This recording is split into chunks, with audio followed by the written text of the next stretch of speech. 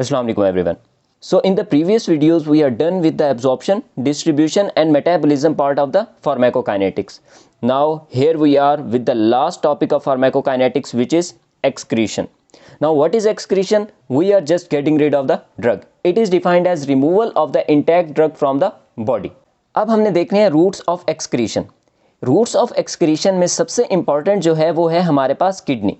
अब जो किडनी है ना, किडनी में ड्रग जाती है, डिफरेंट प्रोसेसेस से गुजरती है और वहाँ से पास आउट होती है यूरिन में. यूरिन के थ्रू बॉडी से एक्सक्रीट कर जाती है. ठीक हो गया. अब किडनी में प्रोसेस होने के लिए ड्रग के लिए जो एक प्री रिक्विजिट है वो ये है कि drug must be polar and water soluble. ठीक हो गया. ये हम आगे डिटेल से पढ़ते हैं. अब उसके बाद दूसरा रूट ऑफ एक्सक्रीशन है हमारे पास बाइल. अब बाइल क्या करता है, ड्रग को अपने साथ मर्ज करता है और बाइल किस में जाता है, फीसिस में, और फीसिस के थ्रू जो ड्रग है वो बाइल के साथ मिलके कहाँ चली जाती है, बॉडी से बाहर चली जाती है और एक्सक्रीट हो जाती है. अब बाइल के थ्रू एक्सक्रीशन के लिए ड्रग के लिए क्या प्री रिक्विजिट है कि it should be lipid soluble. ठीक हो गया. उसके बाद है लंग्स. लंग्स कैसे हमारी एक्सक्रीट कर रहे होते हैं, लंग्स एक्सहेल्ड एयर के थ्रू क्या कर रहे होते हैं, एक्सक्रीट कर रहे होते हैं ड्रग को. अब कौन सी ड्रग्स होती हैं, ड्रग्स ऑफ वोलाटाइल नेचर जो होती हैं वो हमारी लंग्स के थ्रू एक्सक्रीट हो रही होती हैं. फॉर एग्जांपल इनहेल्ड एनेस्थेटिक्स, जैसे कि हमारे पास हेलोथेन हो गए, हमारे पास क्लोरोफॉर्म वगैरह हो गए, इनकी बात हो रही है. अब जो हमारा अगला रूट ऑफ एक्सक्रीशन है वो है हमारे पास मिल्क. मिल्क के थ्रू ड्रग को एक्सक्रीट होने के लिए क्या प्रीरिक्विजिट है कि it should be highly lipid soluble drugs. इसका मसला क्या होता है कि जब मिल्क से ड्रग एक्सक्रीट हो रही होती है तो लैक्टेटिंग मदर्स जो होती है ना, जब बेबी उनसे फीड करता है तो वो ड्रग बेबी में जा सकती है, जिसकी वजह से अनवांटेड इफेक्ट्स आ सकते हैं. ठीक हो गया. इसके अलावा एक्सक्रीटरी रूट्स कौन से हमारे पास, स्वेट, टेयर्स और स्लाइवा. इनके थ्रू ड्रग बहुत कम क्वांटिटी के अंदर एक्सक्रीट हो रही होती है. ठीक है. इसके बाद हमारा जो सबसे इंपॉर्टेंट एक्सक्रीटरी रूट है वो कौन सा है, हमारा किडनी. ठीक है, drug clearance by the kidney. अब किडनी से ड्रग क्लियरेंस के लिए जरूरी क्या है, drug must be sufficiently polar for elimination. ठीक हो गया. अब जब एक ड्रग किडनी से गुजरती है या कोई भी पार्टिकल है, जब वो किडनी में जाता है, नेफ्रॉन में जाता है, तो वो किन प्रोसेस से गुजरता है, सबसे पहले वो कहाँ जाएगा, रीनल आर्टरी है, रीनल आर्टरी के थ्रू एफरेंट आर्टरियोल क्या करेगी, प्लेक्सस बनाएगी, जिसे कहेंगे glomerular capillary plexus. Glomerular capillary plexus से वो फिल्टर होगा किसमें, बोमैन कैप्सूल में. ठीक है, ये आगे हम देखते हैं इधर बोमैन कैप्सूल में. बोमैन कैप्सूल से फिर वो आगे सारा गुजरेगा. सबसे पहले क्या होगी, फिल्ट्रेशन. फिल्ट्रेशन के बाद क्या होगी हमारे पास, सिक्रीशन. सिक्रीशन के बाद क्या होगी, रीएब्जॉर्प्शन. ठीक हो गया. अब प्रोसेस कौन से इन्वॉल्व होते हैं renal elimination of the drug में, एक ग्लोमेरुलर फिल्ट्रेशन ग्लोमेरुलस पे हुई. ठीक है. और उसके बाद हमारे पास क्या है, प्रॉक्सिमल ट्यूब्यूलर सिक्रीशन. पीसीटी पे क्या हुई, सिक्रीशन हुई, कहाँ पे, ट्यूब्यूल्स में. उसके बाद है distal tubular reabsorption. Distal tubules के लेवल पे क्या हुई, रीएब्जॉर्प्शन हुई. ये सारा हम पढ़ते हैं. सबसे पहला हमारा टॉपिक है ग्लोमेरुलर फिल्ट्रेशन. ग्लोमेरुलर फिल्ट्रेशन में सबसे पहले आपने देखना है ये हमारे पास क्या है, एफरेंट आर्टरियोल. एफरेंट आर्टरियोल से गई, ये एफरेंट आर्टरियोल से क्या बना, ग्लोमेरुलर कैपिलरी प्लेक्सस बना. ठीक हो गया. अब वो ग्लोमेरुलर कैपिलरी प्लेक्सस बना, उसके बाद ये क्या हो गई, इन्होंने दोबारा मर्ज करके क्या बना दिया, एफरेंट आर्टरियोल. अब यहाँ पर ग्लोमेरुलर कैपिलरी प्लेक्सस पे क्या होता है कि हमारा ब्लड प्रेशर काफ़ी हाई होता है और काफ़ी डिफरेंट कंडीशंस होती हैं, जिसकी वजह से जो यहाँ पर प्लाज्मा होता है ना, वो फिल्टर करके हमारे पास कहाँ आ जाते हैं, बोमैन कैप्सूल में. अब जब बोमैन कैप्सूल में आता है तो हम उसे क्या कहते हैं, ग्लोमेरुलर फिल्ट्रेट. अब ये जो glomerular filtration of the drug है ना, ये दो चीज़ों पे डिपेंड कर रही होती है. एक कि ग्लोमेरुलर फिल्ट्रेशन रेट पे, और दूसरा protein binding of the drug पे. एक एक करके पढ़ते हैं.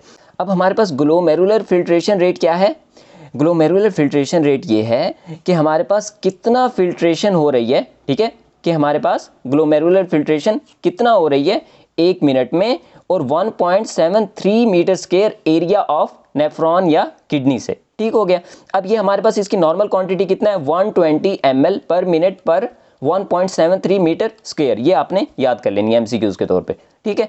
अब हमारे पास जीएफआर डिक्रीजेस इन, अब कुछ कंडीशंस ऐसी होती हैं जिनके अंदर हमारा जो जीएफआर है ना, ग्लोमेरुलर फिल्ट्रेशन रेट, ये डिक्रीज हो जाता है. वो कौन सी कंडीशन है, क्रॉनिक किडनी डिजीज. अब लेट्स सपोज किडनी सही काम नहीं कर रहा, तो साफ ज़ाहिर है जब किडनी सही काम नहीं करेगा तो क्या होगा, यहाँ पर फिल्ट्रेशन सही नहीं होगी. जब फिल्ट्रेशन सही नहीं होगी तो जीएफआर क्या हो जाएगा, रिड्यूस हो जाएगा. या एक्यूट किडनी इंजरी, इन केसेस में क्या होता है, जीएफआर रिड्यूस हो जाता है. अब लेट्स सपोज जीएफआर जब यहाँ रिड्यूस हो जाता है तो जो ड्रग के मॉलिक्यूल पहले लेट्स सपोज 100 इधर आ रहे थे, 100 फिल्टर आ रहे थे, जब जीएफआर रिड्यूस होगा तो कितना फिल्टर होंगे, लेस फिल्टर होंगे ना, जब लेस फिल्टर होंगे तो filtration of the drug decreases. अब जब यहाँ पर ड्रग कम आई तो एक्सक्रीट कितना होगी, कम होगी, और drug concentration in the blood increase हो जाएगी। ठीक हो गया। जीएफआर इस तरह से अफेक्ट कर रहा होता है, ठीक है, ड्रग की एक्सक्रीशन को या एलिमिनेशन को। उसके बाद है हमारे पास protein binding of the drug. अब हमारे पास ड्रग्स कुछ ऐसी होती हैं जो क्या होती हैं, प्रोटीन बाउंड होती हैं, एल्ब्यूमिन मैक्सिमली उसके साथ एल्ब्यूमिन के साथ होती हैं। अब जो प्रोटीन के साथ बाउंड होती है ना, क्योंकि प्रोटीन का स्ट्रक्चर होता है काफ़ी ज़्यादा और उसके पास नेगेटिव चार्ज होता है, हाईली नेगेटिव चार्ज होती है प्रोटीन, जिसकी वजह से वो इन पोर्स से पास नहीं कर सकती। अब जो चीज़ उनके साथ जुड़ी हुई होगी वो भी पास नहीं कर सकेगी। जब वो उनसे पास नहीं कर सकेगी तो अगर कोई ड्रग ऐसी है जिसकी क्या है, हाई प्रोटीन बाउंड, मतलब वो काफ़ी हाईली प्रोटीन बाउंड है, तो वो क्या करेगी, यहाँ से पास नहीं कर सकेगी। जब वो पास नहीं करेगी तो हमारे पास फिल्ट्रेशन कम होगी, ज़्यादा कम। जब फिल्ट्रेशन कम होगी तो उसकी ड्रग की क्लियरेंस कम होगी। अगर ड्रग की क्लियरेंस कम हो रही है तो इसका मतलब क्या है कि वो ड्रग कहाँ पर है, बॉडी में है, ब्लड में। ब्लड में उसकी कंसंट्रेशन ज़्यादा हो जाएगी, जिसकी वजह से क्या आएंगे, टॉक्सिक इफेक्ट आएंगे। यही मैंने यहाँ पे लिखा हुआ है। Protein binding of the drug, ये कैसे डिपेंड कर रही होती है, a drug having high protein binding, एक ड्रग है जिसकी हाई प्रोटीन बाइंडिंग है, ठीक है। अब उसकी क्या होगी, filtration of the drug decrease है, ड्रग की फिल्ट्रेशन क्या हो जाएगी, डिक्रीज हो जाएगी, जिसकी वजह से क्या होगा, drug concentration in the blood increase, drug का कंसंट्रेशन ब्लड में इंक्रीज हो जाएगी, ठीक है। इसके बाद हमारा अगला टॉपिक है हमारे पास प्रॉक्सिमल ट्यूब्यूलर सिक्रीशन, ये पढ़ते हैं। अब ये देखें, ड्रग हमारे पास आई, एफरेंट आर्टरियोल से आई यहाँ पर गई ग्लोमेरुलर कैपिलरी प्लेक्सस में, ठीक है। मैक्सिमली यहाँ पर क्या हो गई, यहाँ उसकी फिल्ट्रेशन हो गई, ठीक है। अब मैक्सिमम ड्रग की यहाँ क्या हो गई है, फिल्ट्रेशन। लेकिन अब कुछ भगोड़े ऐसे थे जो यहाँ से निकल आए थे फिल्ट्रेशन से, यहाँ पर बच गए हैं, ठीक है। लेकिन मैक्सिमम कंसंट्रेशन ड्रग की इधर आ चुकी है, ट्यूब्यूलर ल्यूमन में, पीसीटी के लेवल पे, प्रॉक्सिमल कॉन्वोलेटेड ट्यूब्यूल, ये उसका सेल है, ठीक है, पीसीटी का सेल है। अब क्या होता है कि अब कोई ड्रग यहाँ पर जब आ गई है, अगर तो वो लिपिड सॉल्युबल है, अगर तो वो लिपिड सॉल्युबल है तो वो इजीली मेम्ब्रेन्स को क्रॉस करेगी, इधर आ जाएगी। लेकिन मसला कब होता है कि अगर वो लिपिड सॉल्युबल नहीं है तो वो यहाँ पर कैसे आएगी, क्योंकि हमने तो ड्रग को एक्सक्रीट करना है ना, हमारे पास इफेक्ट आ चुका है ड्रग का। तब क्या होगा, हमारे पास कुछ आयन चैनल्स होते हैं, क्या होते हैं, कुछ आयन चैनल्स होते हैं जिन्हें कहते हैं हम ऑर्गेनिक ट्रांसपोर्टर। अब अगर एनाइन को ट्रांसपोर्ट कर रहे हैं तो हम उन्हें कहेंगे ऑर्गेनिक एनाइन ट्रांसपोर्टर, अगर वो कैटाइन को ट्रांसपोर्ट कर रहे हैं तो हम उन्हें कहेंगे ऑर्गेनिक कैटाइन ट्रांसपोर्टर, ठीक हो गया। अब ये कहाँ से हाई कंसंट्रेशन पे ला रहे हैं, कहाँ से, लो कंसंट्रेशन से हाई कंसंट्रेशन पे, तो ये अगेंस्ट द कंसंट्रेशन है ना। जब अगेंस्ट द कंसंट्रेशन मूवमेंट हो तो हमारे पास क्या रिक्वायर होता है, एटीपी, तो ये क्या है, एटीपी ड्रिवन रिएक्शन है, ठीक हो गया। अब हम इसको पढ़ते हैं। अब हमने ये देखना है कि ऑर्गेनिक एनाइन ट्रांसपोर्टर, बुक में लिखा हुआ है कि ट्रांसपोर्ट करते हैं किसको, D protonated form of the weak acids. इस बात को हम समझते हैं। अब वीक एसिड्स है ना, क्या है, वीक एसिड्स की डी प्रोटोनेटेड फॉर्म। पहले तो हम वीक एसिड्स की इक्वेशन उठा लेते हैं ना। वीक एसिड्स क्या है हमारे पास, लेट्स सपोज HA एक क्या है, मॉलिक्यूल है, और ये क्या है, वीक एसिड है। और ये अब प्रोटोनेटेड फॉर्म का क्या मतलब है कि इसके साथ प्रोटॉन जुड़ा हुआ है। डी प्रोटोनेटेड फॉर्म का क्या मतलब है कि इस ड्रग के मॉलिक्यूल से प्रोटॉन हमने निकाल लिए। जब हम इससे प्रोटॉन निकाल लेंगे तो उसकी कंडीशन कैसे हो जाएगी, इस तरह से। अब ये मैंने एक सिंपल सा रिएक्शन लिखा हुआ है, किसका, एसिड्स का। ये एसिड था, उसने हाइड्रोजन दे दिया, जब हाइड्रोजन दे दिया तो उस ड्रग की फॉर्म ये बन गई, ठीक हो गया। अब ये वाली क्या है, इसकी प्रोटोनेटेड फॉर्म, क्योंकि इसके साथ प्रोटॉन जुड़ा हुआ है। ये है इसकी क्या, डी प्रोटोनेटेड फॉर्म, इसके साथ प्रोटॉन नहीं जुड़ा हुआ, ठीक है।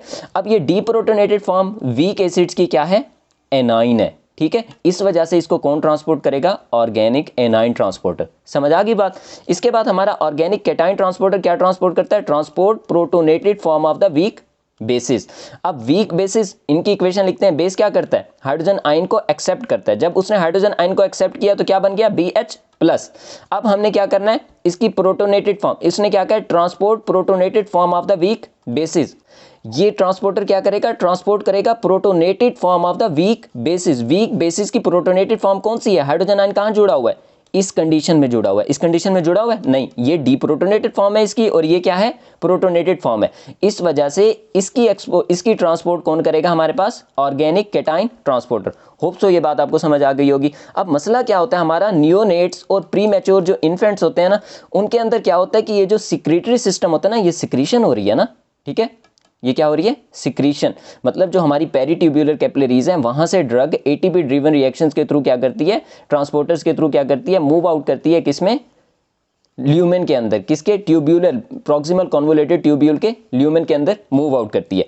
अब इन्फेंट्स और प्रीमैच्योर इन्फेंट्स और न्यूनेट्स के अंदर ये वाला जो सिस्टम है ना, ये डेवलप नहीं हुआ होता है। अगर डेवलप हुआ होता है तो क्या होता है, इनकम्प्लीट होता है, जिसकी वजह से क्या होता है, कुछ ड्रग्स होती हैं जो बच्चे ड्रग ले रहे होते हैं तो उनकी क्या हो जाती है, रिटेंशन हो जाती है किसमें, ब्लड में, जिसकी वजह से क्या आते हैं, टॉक्सिक इफेक्ट्स आते हैं ड्रग एकोमुलेशन की वजह से। होप्स आपको ये समझ आ गया होगा। प्रॉक्सिमल ट्यूब्यूलर सिक्रीशन, ये क्या है, एटीपी ड्रिवन प्रोसेस है, ठीक हो गया। एक्टिव ट्रांसपोर्ट हो रही है, क्यों, क्योंकि ये low to high concentration against the gradient जा रहा होता है। और इसके अंदर कौन से हमारे पास ट्रांसपोर्टर लग रहे होते हैं, एक ऑर्गेनिक एनाइन ट्रांसपोर्टर जो कि क्या करता है, transport D protonated form of the weak acids, और दूसरा होता है ऑर्गेनिक केटाइन ट्रांसपोर्टर जो कि ट्रांसपोर्ट करता है protonated form of the weak bases. जो बात आपको समझ आ गई है। और ये नियोनेट्स में क्या होता है, ये मैंने आपको बता दिया। इसके बाद अगला टॉपिक है हमारा डिस्टल ट्यूब्यूलर रीएब्जॉर्प्शन। अब हमारी ड्रग ने सिक्रीशन भी हो गई, पहले फिल्ट्रेशन हुई, फिर उस ड्रग की क्या हो गई, जो बची कुची ड्रग थी उसकी सिक्रीशन होगी। अब अगर कोई मॉलिक्यूल वगैरह बच गए हैं ड्रग के तो वो इधर आ गए। अब अगर हम देखें, इधर आ गए, ठीक है। अब अगर हम देखें तो हमारा डीसीटी के लेवल पर यहाँ पर सारे ड्रग के मॉलिक्यूल्स आए हुए हैं, ल्यूमेन के अंदर सारे ड्रग के मॉलिक्यूल आए हुए हैं। और अगर हम उसके, क्योंकि डीसीटी के ऊपर ही पेरीट्यूबुलर कैपिलरीज होती है ना, अब उन कैपिलरीज के अंदर देखें तो ड्रग के मॉलिक्यूल हैं ही नहीं, अगर हैं तो बहुत माइन्यूट लेवल में, बहुत माइन्यूट क्वांटिटी में है, जिसकी वजह से क्या होता है, कंसंट्रेशन ग्रेडियंट डेवलप हो जाता है, ठीक है। ये क्या है, काफ़ी हाई है यहाँ पर ड्रग की कंसंट्रेशन, और यहाँ पर ड्रग की कंसंट्रेशन काफ़ी लो है। अगर ड्रग यहाँ लिपिड सॉल्युबल होगी तो वो क्या करेगी, मूव आउट कर जाएगी कहाँ पर, अगेन ब्लड में, अगेन कहाँ मूव आउट कर जाएगी, ब्लड में, जिसकी वजह से ड्रग की एक्सक्रीशन क्या हो गई, लो, और उस ड्रग की जो कंसंट्रेशन है वो कहाँ पर ज़्यादा हो जाएगी, ब्लड में, जिसकी वजह से अगेन टॉक्सिक इफेक्ट्स आ जाएंगे। हम क्या चाहते हैं कि हमारी ड्रग कहाँ पर रहे, ट्यूब्यूल के अंदर रहे, ठीक है, ट्यूब्यूलर ल्यूमेन के अंदर ही रहे और वहाँ से यूरिन के थ्रू एक्सक्रीट कर जाए, ठीक है। अब ये हम चाहते हैं। अब मैं आपको टॉपिक पढ़ाता हूँ।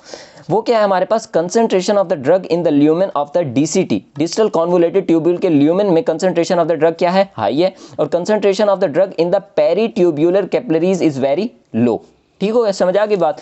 If drug is non polar, अगर ड्रग नॉन पोलर है तो क्या करेगी, इजीली मेम्ब्रेन्स को क्रॉस करेगी, ठीक है, वापस किस में चली जाएगी, ब्लड में, वापस चली गई ब्लड में, ठीक हो गया। अब यहाँ पर हमारी एक्सक्रीशन क्या हो गई, लो, एक्सक्रीशन लो हो गई। अच्छा, अब blood concentration of the drug increase हो गई, हाँ हो गई। जब blood concentration of the drug increase हो गई तो toxic level of the drug आ जाएंगे ना, क्योंकि ड्रग एकोमुलेट हो गई है बॉडी के अंदर, ब्लड के अंदर, ठीक हो गया।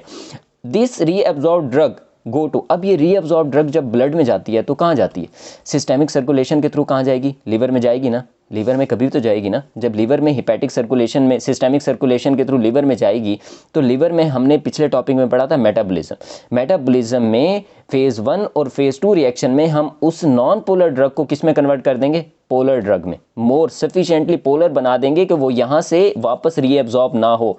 हम इसलिए बार बार कह रहे थे कि ड्रग को पोलर होना चाहिए, क्योंकि हम नहीं चाहते थे कि उसकी क्या हो जाए, रीएब्जॉर्प्शन, क्योंकि यहाँ पर हमें पोलैरिटी नॉन पोलैरिटी का ज़्यादा फर्क नहीं पड़ा, क्योंकि हमारे पास नॉन पोलर जो ड्रग थी वो इजीली सिक्रीट हो रही थी, उसे किसी ट्रांसपोर्टर की ज़रूरत नहीं थी, ठीक है, उसे किसी ट्रांसपोर्टर की ज़रूरत नहीं थी।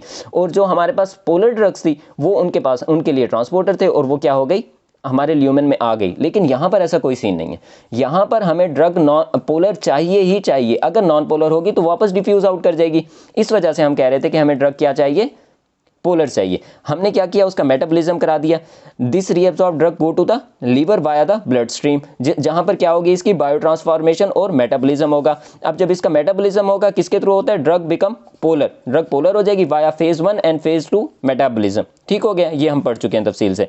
अच्छा, ये मैं पिछली वीडियो में पढ़ा चुका हूँ। तो इसकी वजह से ड्रग पोलर हो जाएगी और can easily B trapped. Trapped का मतलब है कि वो ल्यूमेन के अंदर, इस ल्यूमेन के अंदर ही ट्रैप हो जाएगी और एक्सक्रीट हो जाएगी थ्रू यूरिन। अब क्या होता है कि हमारे पास जो मोस्टली हम ड्रग्स देते हैं ना, वो वीक एसिड्स या वीक बेसिस के फॉर्म में देते हैं, ठीक है।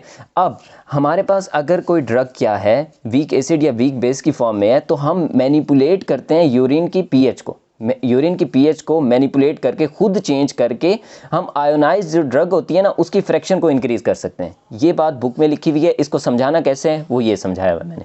Bye manipulating the urine pH, ठीक है, we can increase the fraction of the ionised drug, ठीक हो गया, बात समझ आ गई। अब elimination of the weak acids, ठीक है, अब मैंने क्या कहा था, हम मैक्सिमम ड्रग्स किस में देते हैं, वीक एसिड्स या वीक बेसिस के फॉर्म में देते हैं। अब ये बुक में क्या लिखा हुआ है, elimination of the weak acids occur via alkalinization of the urine. ये बात कैसे समझनी है, इधर समझनी है। अल्कलाइनाइजेशन ऑफ द यूरिन हम कैसे करते हैं, बाय सोडियम बाइकार्बोनेट NaHCO3। और elimination of the weak bases, ऐसी ड्रग्स जो वीक बेसिस थी उनकी एलिमिनेशन कैसे होती है, via acidification of the urine. अगर यूरिन की एसिडिफिकेशन कर दें तो क्या होगा, वीक बेसिस जो ड्रग्स थी उनकी एक्सक्रीशन इंक्रीज हो जाएगी। अब वो वीक बेसिस मतलब एसिडिफिकेशन के लिए हमने कौन सा एजेंट दिया, NH4Cl, ठीक है। अब इनके एग्जांपल्स हैं, हमारे पास जो वीक एसिड ड्रग्स की एग्जांपल है एस्पिरिन और फिनोबार्बिटल है, और हमारे पास वीक बेसिस की एग्जांपल क्या है, एम्फेटामीन है, ठीक है। अब हम ये बात समझते हैं कि ये हुआ कैसे। अच्छा, और इस प्रोसेस को हम क्या कहते हैं, आयन ट्रैपिंग कहते हैं, आयन ट्रैपिंग कहते हैं। अब हमारे पास ये सिंपल से रिएक्शंस हैं, ये वीक एसिड्स का है और ये वीक बेसिस का है। एसिड का क्या काम होता है, उसने हाइड्रोजन आयन देना है। बेस का क्या काम होता है, उसने हाइड्रोजन आयन लेना है। और ये क्या है, रिवर्सिबल रिएक्शन है। याद है हमने पढ़ा था, रिवर्सिबल रिएक्शन को हम फेवर कर सकते हैं किसी भी डायरेक्शन में, ठीक है। लेट्स सपोज अगर हम चाहते हैं कि इस साइड के प्रोडक्ट ज़्यादा बने, इस साइड के प्रोडक्ट या ये वाला प्रोडक्ट ज़्यादा बने। याद है वो अमोनिया वाला रिएक्शन जो हमने FSC में पढ़ा था, जब हमें वो वाले एक साइड के मतलब हमें सारे प्रोडक्ट नहीं चाहिए थे ज़्यादा, हमें सिर्फ अमोनिया चाहिए थी NH3। जब हम उसकी प्रोडक्शन करा रहे थे तो हमें सिर्फ NH3 2NH3 ज़्यादा चाहिए था। तो उसकी वजह से हम क्या करते थे, या तो हमें ये वाला रिएक्शन फेवर करना है ना। अब ये रिएक्शन कब फेवर होगा, जब ये वाली जगह चीज़ें ज़्यादा हो जाएं और ये वाली चीज़ें कम हो जाएं, या ये वाली चीज़ें कम हो जाएं, तो रिएक्शन इस तरफ फेवर करेगा। Reaction down the stream favour करता है ना, reaction down the stream favour करता है। अब यहाँ पर चीज़ें ज़्यादा हो जाएं तो भी रिएक्शन इस साइड पे मूव करेगा, या यहाँ पर चीज़ें कम कर दें तो भी रिएक्शन इस साइड पे मूव करेगा, वरना तो इक्विलिब्रियम है, ठीक है। अब हम क्या करते हैं, अब हम हमने ड्रग ये वाली दी थी ना, HA की फॉर्म में दी थी। अब हम ड्रग को तो बढ़ाने से रहे, तो हम इसको तो चेंज नहीं कर सकते। इसका क्या मतलब है, हमने जो हमारे प्रोडक्ट्स है ना उसके अंदर किसी चीज़ को कम कर दें तो रिएक्शन क्या करेगा, अगेन इस डायरेक्शन में मूव करेगा, ठीक है। अब यहाँ पर हम क्या करते हैं, हाइड्रोजन आयन की कंसंट्रेशन को रिड्यूस कर दें तो क्या होगा, रिएक्शन इस साइड पे फेवर हो जाएगा। अब हमने रिएक्शन इस साइड पे फेवर करना ही क्यों है भाई, हमारे पास जो HA है पोलर है नॉन पोलर है, ड्रग की पोलर फॉर्म है नॉन पोलर फॉर्म है, नॉन पोलर फॉर्म है। जब नॉन पोलर फॉर्म है तो वो क्या होगी, फेवर्ड एक्सक्रीशन के लिए फेवर होगी या रीअब्जॉर्प्शन के लिए फेवर्ड होगी। नॉन पोलर फॉर्म की क्या हो जाएगी, रीअब्जॉर्प्शन हो जाएगी। हमने क्या करानी है, उसकी एक्सक्रीशन। तो एक्सक्रीशन के लिए उसकी कौन सी फॉर्म फेवर्ड है, ये वाली डीप्रोटोनेटेड फॉर्म। तो हमने ये वाला ज़्यादा से ज़्यादा बनाना है ताकि उसकी एक्सक्रीशन हो सके। तो हमें रिएक्शन को कौन सी साइड पे मूव कराना है, राइट साइड पे। अब इस रिएक्शन को राइट साइड पे मूव कराने के लिए for this decrease we should hydrogen ion, for this हमें डिक्रीज करना है हाइड्रोजन आयन कंसंट्रेशन को, कहाँ पर, राइट साइड पे। राइट साइड पे जैसे ही हाइड्रोजन आयन कंसंट्रेशन को डिक्रीज करेंगे तो ये वाला रिएक्शन इस साइड पे फेवर होगा और हमारे ये ज़्यादा से ज़्यादा प्रोडक्ट्स बनने लग जाएंगे। Drug will be in the A negative form, A negative will be trapped in the, ये हमारे पास क्या है, एक आयन है, और ये कहाँ ट्रैप हो जाएगा, हमारे पास किसमें, ल्यूमेन में ट्रैप हो जाएगा। इसलिए इसे हम क्या कहते हैं, आयन ट्रैपिंग। इसी तरह हम पढ़ते हैं किसका, बेसिस के बारे में। अब बेस की इक्वेशन क्या है, बेस ने क्या करना था, हाइड्रोजन आयन लेना था, बेस प्लस H प्लस, ठीक है, बेस प्लस हाइड्रोजन आयन, तो क्या बन गया, BH पॉजिटिव। अब इसमें नॉन पोलर क्या है हमारे पास, ये वाला B, ये फेवर्ड किसके लिए है, रीअब्जॉर्प्शन के लिए, और BH पॉजिटिव ड्रग की फॉर्म किसके लिए फेवर्ड है, एक्सक्रीशन के लिए। हमने क्या करानी है, एक्सक्रीशन, ठीक हो गया। अब हमें कौन सा प्रोडक्ट ज़्यादा से ज़्यादा चाहिए, रिवर्सिबल रिएक्शन का ये वाला प्रोडक्ट ज़्यादा से ज़्यादा चाहिए। तो हमने रिएक्शन को किस तरफ मूव कराना है, राइट साइड डायरेक्शन में। कहाँ पर, राइट साइड डायरेक्शन में। तो अब राइट साइड डायरेक्शन रिएक्शन कब फेवर होगा, या तो हम इस जो प्रोडक्ट है इसको कम कर दें, इसको कम कर दें तो ये रिएक्शन इस तरफ फेवर होता रहेगा, या क्या करें, हम इस साइड के जो हमारे रिएक्टेंट्स हैं उनको इंक्रीज कर दें। जब उनको इंक्रीज कर देंगे तो ये ज़्यादा हो जाएंगे और जल्दी जल्दी रिएक्ट करके क्या बनाना शुरू कर देंगे, BH पॉजिटिव। अब हम इसको तो बढ़ाने से रहे, हम क्या करते हैं, इसको भी बढ़ाने से रहे, हमने और ड्रग थोड़ी देनी है, हम तो पहले निकाल रहे हैं। हम क्या करते हैं, हाइड्रोजन आयन को चेंज कर सकते हैं, हम हाइड्रोजन आयन की कंसंट्रेशन बढ़ा देते हैं। हाइड्रोजन आयन की कंसंट्रेशन आप कैसे बढ़ा सकते हैं, एसिडिफिकेशन करा के। एसिडिफिकेशन करा दें यूरिन की तो क्या होगा, हाइड्रोजन आयन कंसंट्रेशन यूरिन में बढ़ जाएगी, जिसकी वजह से रिएक्शन किसकी तरफ फेवर होगा, इसकी तरफ, और वीक बेसिस क्या है हमारे, एक्सक्रीट हो जाएंगे, ठीक हो गया। Elimination of the weak bases occurs via acidification of the urine. Acidifying agent क्या है, NH4Cl। Elimination of the weak acids occurs via alkalinization of the urine. Alkalinizing agent क्या है, सोडियम बाइकार्बोनेट, बाइकार्बोनेट, ठीक हो गया, वीक बेस है हमारा। ये बात समझ आ गई होगी आई थिंक आपको। यहाँ पढ़ लेते हैं, for favouring excretion reaction should shift toward the right side, ये बात मैं बता चुका हूँ। For this increase the concentration of the proton on the left side, इसको बढ़ाएंगे, रिएक्शन इस तरफ फेवर हो जाएगा। Drug will be in BH positive form, जिसकी वजह से क्या होगा, BH positive form will be trapped in the tubular lumen, this is called ion trapping. इसके बाद हम आ जाते हैं किसके ऊपर, टोटल बॉडी क्लियरेंस पे। टोटल बॉडी क्लियरेंस क्या होती है, हमने जितना भी एक्सक्रीटरी रूट थे ना उन सबको ऐड कर दें तो हमारी टोटल बॉडी क्या हो गई, क्लियरेंस हो गई। टोटल बॉडी क्लियरेंस के इक्वल आ जाती है। वो किसके इक्वल है, अब मेजर रूल क्या है हमारे पास, हिपैटिक क्लियरेंस जो बायो ट्रांसफॉर्मेशन वगैरह के थ्रू हुई थी, रीनल क्लियरेंस, ठीक है, उसके बाद पल्मोनरी एक्सहेल्ड एयर वाली क्लियरेंस, बाकी clearance in by other routes. वो अदर रूट्स स्वेट हो सकता है, सलाइवा हो सकता है, टेयर्स हो सकते हैं, स्किन हो सकता है, मिल्क हो सकता है, ठीक है। अब हमारे पास जो मोस्ट इंपॉर्टेंट होते हैं वो ये दो होते हैं, बाकी इस पैरा में कुछ करने का नहीं है। बाकी आखिरी जो पैराग्राफ है इस टॉपिक का वो है clinical situations resulting in changes in drug half life, मतलब ऐसी क्लिनिकल सिचुएशंस, मतलब बॉडी को ऐसी, लेट्स सपोज कोई बीमारी लग गई है, बीमारी मतलब ऐसी कोई क्लिनिकल कंडीशन आ गई है बॉडी में जिसकी वजह से ड्रग की हाफ लाइफ को वो कंडीशन है अफेक्ट कर रही है, ड्रग की हाफ लाइफ को अफेक्ट कर रही है। अब कुछ ऐसी कंडीशंस हो सकती हैं जिनकी वजह से ड्रग की हाफ लाइफ इंक्रीज हो रही है, कुछ ऐसी कंडीशन हो सकती हैं जिसकी वजह से ड्रग की हाफ लाइफ डिक्रीज हो रही है, जिसकी वजह से हमें क्या करना पड़ता है, ड्रग की जो डोजेज देनी होती है ना उसको हमें इंक्रीज या डिक्रीज करना पड़ता है, ठीक हो गया। ये मैं बताता हूँ, if a patient has an abnormality, ठीक है, अगर किसी पेशेंट को कोई एबनॉर्मेलिटी है that alters drug half life, कोई ऐसी एबनॉर्मेलिटी जो ड्रग हाफ लाइफ को इंक्रीज कर रही है या डिक्रीज कर रही है, मतलब क्या है कि ड्रग का ड्यूरेशन है बॉडी के अंदर उसको या इंक्रीज कर रही है या डिक्रीज कर रही है। इसके लिए हमें क्या करना पड़ेगा, इसको एडजस्ट करने के लिए हमें एडजस्ट करनी पड़ेगी doses, adjustment of the doses is required, ठीक हो गया। ये आगे हम पढ़ते हैं। अब conditions in which drug half life can be increased, इसका क्या मतलब है, हाफ लाइफ क्या है हमारा, कि half of the drug molecules क्या हैं हमारे एक्सक्रीट हो गए। अब half of the drug molecules को एक्सक्रीट होने में जब ज़्यादा टाइम लगने लग जाए, इसका क्या मतलब है, ड्रग कहाँ पर रुक रही है, अगर उसे ज़्यादा एक्सक्रीट होने में ज़्यादा टाइम लग रहा है, साफ ज़ाहिर है बॉडी में ही है ना, तो जब बॉडी में रहेगी तो वो टॉक्सिक इफेक्ट देगी। अब वो कौन सी कंडीशन है जिसमें ये वो हाफ लाइफ इंक्रीज हो सकती है, ये आपने याद रखनी है। कौन कौन सी कंडीशन में, कार्डियोजेनिक शॉक। अब मुझे ये बताएं, शॉक में क्या होता है, ब्लड प्रेशर फॉल कर जाता है, जब ब्लड प्रेशर फॉल करता है तो ब्लड फ्लो भी फॉल करता है, ठीक है, विसरास को, हमारे बॉडी टिश्यूज़ को क्या करता है, ब्लड प्रेशर भी फॉल करता है। जब ब्लड फ्लो फॉल करेगा तो हमारे पास जो ड्रग की कंसंट्रेशन किडनी में लेट्स सपोज 100 मॉलिक्यूल्स पहुंच रहे थे, वो फिल्टर होकर एक्सक्रीट हो रहे थे, 50 मतलब जितना भी एक्सक्रीट होने थे एक्सक्रीट हो रहे थे। अब उस जगह पर किडनी में पहुँच ही 50 मॉलिक्यूल रहे हैं क्योंकि ब्लड फ्लो कम है, तो ये क्या है हमारा कार्डियोजेनिक शॉक। कार्डियोजेनिक शॉक में क्या होता है, अच्छा ये पढ़ते हैं, हाफ लाइफ हमारी इंक्रीज हो जाती है। हार्ट फेलियर, इसमें भी यही कंडीशन है, हार्ट सही से काम नहीं कर रहा जिसकी वजह से क्या है, मतलब हमारा जो ब्लड फ्लो है, जो ब्लड है वो किडनी तक पहुंच ही नहीं पा रहा।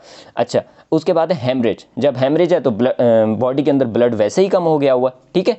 अब इनकी वजह से क्या होता है, due to decrease renal and hepatic blood flow, renal और हिपैटिक ब्लड फ्लो में क्या होनी होती है, एक्सक्रीशन, क्लियरेंस होनी होती है। एक्सक्रीशन रीनल में होनी होती है, क्लियरेंस हिपैटिक, ठीक है, एलिमिनेशन होनी होती है इसमें। अब क्या होता है, हिपैटिक के अंदर जब ब्लड नहीं जाएगा तो उसकी बायो ट्रांसफॉर्मेशन ही नहीं होगी, जब बायो ट्रांसफॉर्मेशन नहीं होगी, मेटाबॉलिज्म नहीं होगा, तो हमारे पास ड्रग की एक्सक्रीशन क्या हो जाएगी, कम हो जाएगी। इसी तरह रीनल में जब ड्रग कम पहुंचेगी तो उसकी एक्सक्रीशन कम होगी। इसके बाद रीनल डिजीज़, अब मतलब ब्लड फ्लो सही आ रहा है, ठीक है, किडनी की तरफ ब्लड फ्लो सही आ रहा है, लेकिन किडनी खराब है। जब किडनी खराब है, ब्लड फ्लो चाहे जितना सही आता रहे तो किडनी क्या फिल्टर करेगी भाई, ब्लड फ्लो तो वैसे कम, ब्लड फ्लो ठीक आ रहा है लेकिन हमारी किडनी ही खराब है।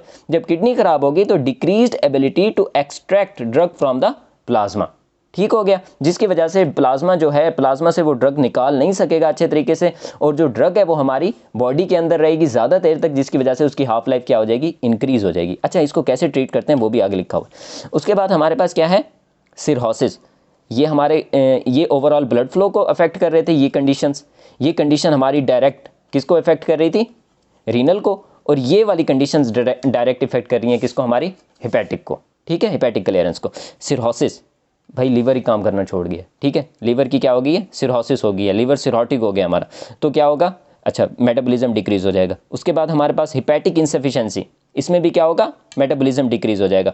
Concomitant drug which inhibit metabolism. अब मुझे ये बताएं कॉन्कोमिटेंट ड्रग क्या होता है, कि हम क्या कर रहे हैं कि 2 ड्रग्स इकट्ठे दे रहे हैं या एक ड्रग के बाद दूसरी ड्रग दे रहे हैं। कुछ रेजिमेंट्स ऐसी होती हैं जिसमें हमने ऐसे करना होता है। जब ऐसे करेंगे तो क्या होता है कि जो दूसरी ड्रग हम दे रहे हैं तो वो क्या करती है, जो लिवर के अंदर पहली ड्रग का मेटाबॉलिज्म होना होता है उसे क्या करा देती है, डिक्रीज करा देती है। जब मेटाबॉलिज्म डिक्रीज होगा तो जो ड्रग है हमारी उसकी बॉडी में कंसंट्रेशन इंक्रीज हो जाएगी, क्योंकि उसकी एक्सक्रीशन क्या हो गई है, लो हो गई है। अब हमारे पास हाफ लाइफ ज़्यादा हो गई है, ड्रग बॉडी में पहले से ज़्यादा है, तो अब हमें क्या करना चाहिए खुद बताएं। जो हम डोज दे रहे थे उससे ज़्यादा देनी चाहिए, कम देनी चाहिए, कम देनी चाहिए ना। तो patient require higher doses, sorry ये गलती हो गई, यहाँ पर आएगा lower doses. Patient require lower doses and less frequent dosing interval. ठीक हो गया। अच्छा, तो अब हमें पेशेंट को क्या चाहिए, रिक्वायर लोअर डोजेज, उसे हमने कम डोजेज देनी है, ठीक है, ताकि पहले से ड्रग है पड़ी बॉडी में, भाई पहले वो टॉक्सिक इफेक्ट दे रही है, तो अब हमने उसको इंक्रीज तो नहीं करना ना डोजिंग को, हम डोजिंग को ही डिक्रीज कर देते हैं और ये वाली जो कमियां होती हैं वो पूरी हो जाती हैं। पेशेंट रिक्वायर लोअर डोजेज और लेस फ्रीक्वेंट डोजिंग इंटरवल्स। अब दूसरी कंडीशन क्या है, conditions in which the drug half life can B decreased. Drug half life कब डिक्रीज होगी, ड्रग हाफ लाइफ डिक्रीज होने का मतलब है वो टाइम डिक्रीज हो गया है, वो टाइम कम हो गया है जो जितना टाइम लग रहा था आधी ड्रग को बॉडी से बाहर निकालने में।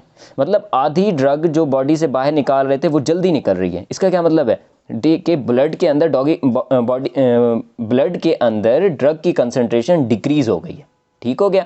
इसके ये कौन सी कंडीशंस में हो सकता है, इंक्रीज ब्लड फ्लो जाए जा रहा है, किडनी में जाए जा रहा है, बहुत ज़्यादा जाए जा रहा है, तो क्या होगा, किडनी ज़्यादा से ज़्यादा ड्रग फिल्टर करती जाएगी और ज़्यादा से ज़्यादा बाहर निकाल देगी, जिसकी वजह से उसकी हाफ लाइफ क्या हो गई, रिड्यूस हो गई।